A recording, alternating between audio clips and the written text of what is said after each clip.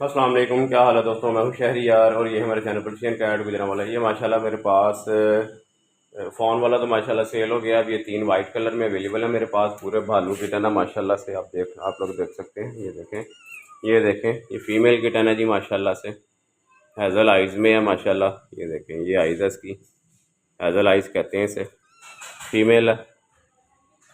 और दूसरी मेरे पास ये फ़ीमेल है जी माशाल्लाह, गोल्डन आइज़ में है ये देखें ये गोल्डन आइज़ में फ़ीमेल है। और एक ये फ़ीमेल है, ये सेल हो गई है, वो भी आ रहे हैं लेने के लिए इसको। और एक में माशाल्लाह मेरे पास, अरे छोड़ो, एक ये है मेरे पास ब्लू आइज़ में मेल किटन है। ये देखें, ठीक है जी माशाल्लाह भालू है। ये मेल किटन है। ये अभी मेरे पास माशाल्लाह 4 बच्चे अवेल 3 अवेलेबल हैं वाइट में। जिस किसी को चाहिए जल्दी जल्दी मुझसे रब्ता करें। अल्लाह हाफ़िज़।